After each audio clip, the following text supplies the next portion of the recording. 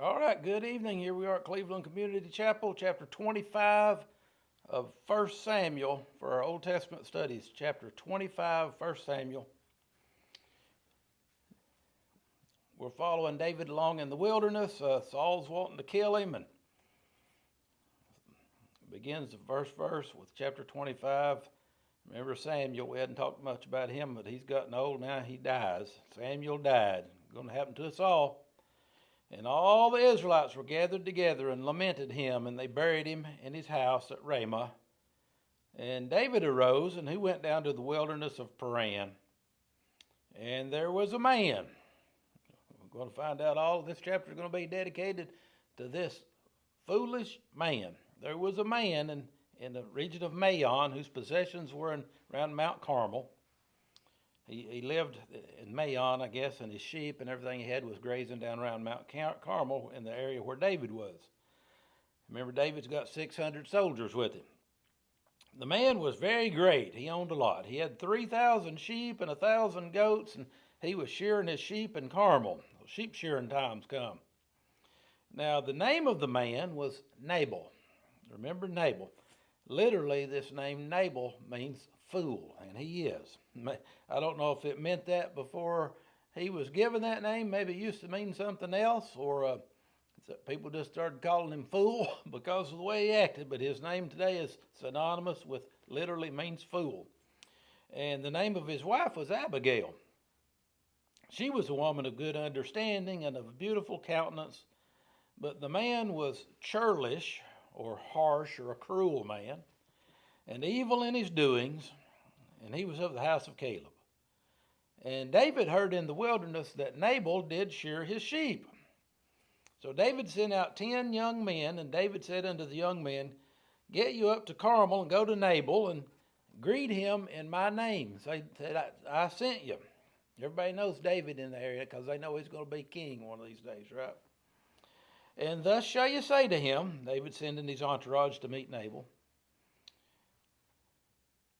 Say to him that lives in prosperity, Peace be both to thee, and peace to your house, and peace unto all that you have. And now I've heard that thou hast shearers.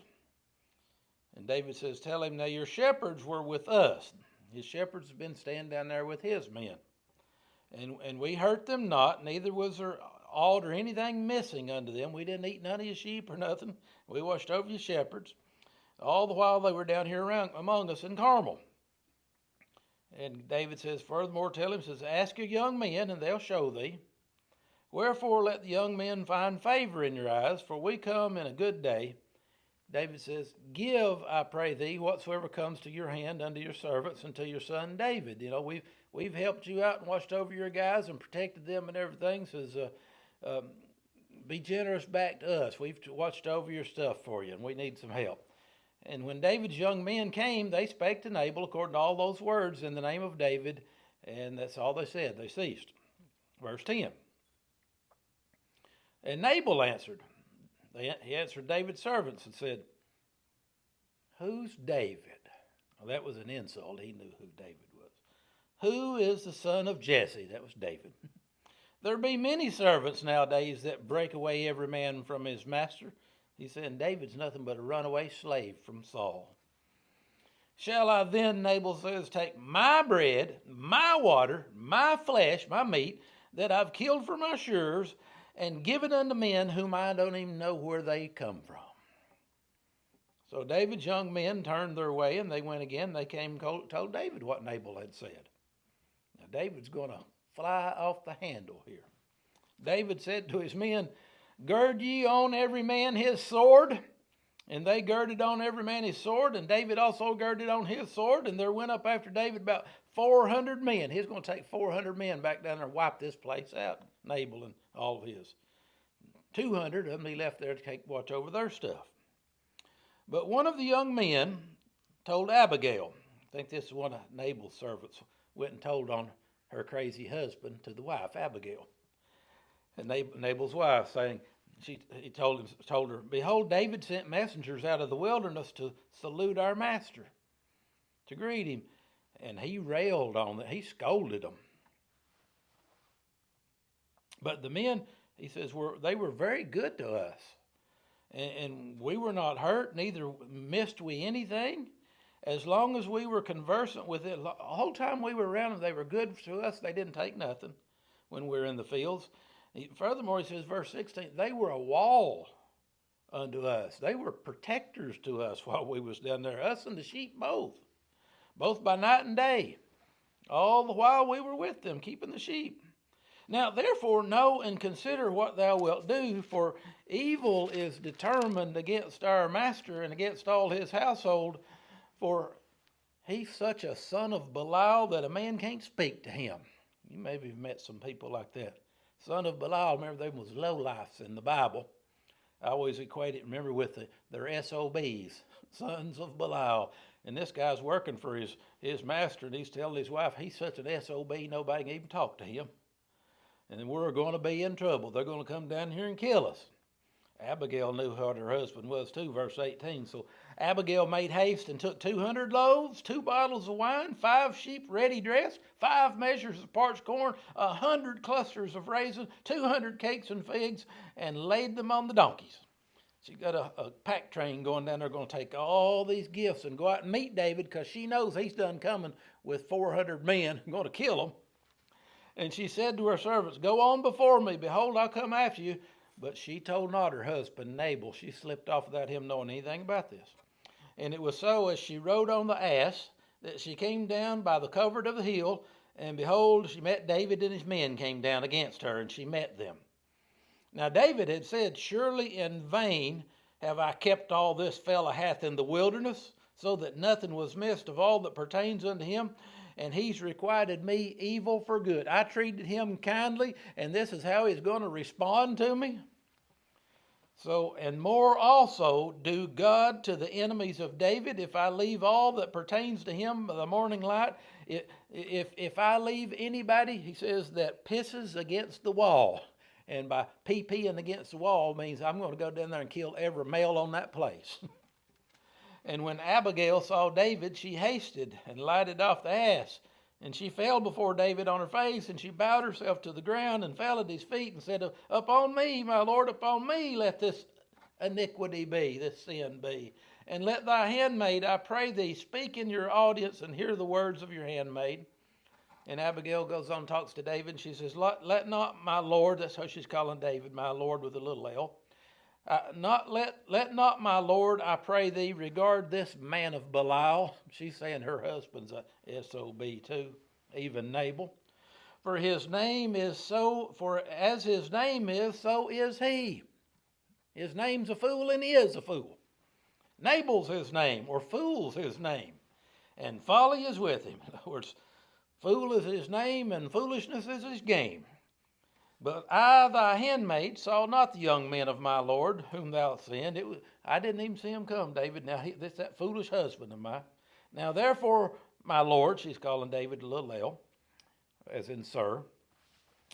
As the Lord liveth, with a capital L, my Lord, as the Lord liveth, and as thy soul liveth, seeing the Lord hath withholden thee from coming to shed blood, and from avenging yourself with your own hand, now let thine enemies and they that seek evil to my Lord be as Nabal. Let them be fools too that's trying to harm you. And now this blessing which your handmaid has brought to my Lord, all these groceries and stuff I've brought to you, let it be given to the young men that follow my Lord. Deal with me, not my stupid husband. I pray, therefore, forgive the trespass of thine handmaid, for the Lord will certainly make my Lord a sure house. I know the Lord's going to bless you, David, because my Lord David fights the battles of thee, Lord, and evil's not been found in thee all thy days. You're a good man, David. I know God's going to make you king one of these days. 29. Yet a man is risen to pursue thee and to seek thy soul, but the soul of my Lord shall be bound in the bundle of life with thee, Lord thy God. And the souls of your enemies, them shall he sling out as out of the middle of a sling. Boy, David knew that imagery, didn't he? She said, just like you slung that rock out and killed old Goliath long ago, said the Lord's going to do that to the souls of your enemies, like they'll be slung out of a sling. And it'll come to pass when the Lord shall have done to my Lord according to all the good that he has spoken concerning thee. God's going to keep his promises, she's telling him. And shall have appointed thee ruler over Israel. I know you're going to be king. That this shall be no grief unto thee, nor offense of your heart unto my Lord, either that thou hast shed blood causeless, or that my Lord hath avenged himself. Now, she's making a very good logical point to David when he's angry. He says, one of these days you're going to be king, and you don't want to look back over this and say, I shouldn't have avenged myself. And that's the first knee-jerk reaction to all of us. When somebody wrongs us, we want to avenge ourselves. But the Bible teaches us that, hey, if we'll get out of the way, if we've really been wrong, God will deal with that. We don't have to deal with it. But when the Lord shall have dealt well with my Lord, she says, don't forget me, David. Remember your handmaid. Verse 32, David said to Abigail, blessed be the Lord God of Israel, which sent you this day to meet me. He realized that God's in this, the reason that she's there, or he would have went in there and killed everybody. And blessed be thy advice. Sometimes we all need some good advice from a Christian friend, don't we? Blessed be thy advice, and blessed be thou, which has kept me this day from coming to shed blood, and from avenging myself with my own hand. He says, I know God sent you, or I would have went down there and avenged myself with my own hand. For in very deed, as the Lord God of Israel liveth, which hath kept me back from hurting thee, except thou hast hasted and come to meet me, surely there had not been left unto Nabal by morning light any that pisseth against the wall. I would have went there and killed every man in there. So David received of her hand that which she had brought him, and she said unto her, go up in peace to your house. See, I've listened, I've hearkened to your voice, and I've accepted thy person. In other words, he's humbled himself, and he said, woman, you're right. You're absolute. I'm glad God sent you down here. And Abigail came to Nabal. She'll go back home now. There's her husband. What's he doing? He's in there drunk. Abigail came to Nabal, and behold, he held a feast in his house like the feast of a king. And Nabal's heart was merry within him, for he was very drunken. See, that's what fools do. They get very drunk. Whereas she told him nothing, less or more, till the morning light. She knew there ain't no need in talking to him when he's like that. But it came to pass in the morning, when the wine was gone out of Nabal, when he'd sobered up that next morning, and his wife had told him these things then, that his heart died within him, and he became as a stone. Verse 38 says, then 10 days later he died. I think that means he had a heart attack or a stroke or something when she told him the news, and he hung on for another 10 days and he died. It came to pass that 10 days after, the Lord smote Nabal that he died. Verse 39, when David heard that Nabal was dead, David said, I'm going to paraphrase, I knew God would do this if I could get out of the way. I'm glad he sent that woman down there to talk to me, or I would have went in there and tried to take care of it myself. But she had convinced me that I was wrong, and I got out of the way, and God avenged me. I didn't have to avenge myself. So when David heard that Nabal was dead, he said, blessed be the Lord that's pleaded the cause of my reproach from the hand of Nabal, and he's kept his servant from evil, kept me from doing it. For the Lord's returned the wickedness of Nabal upon his own head. God dealt with him.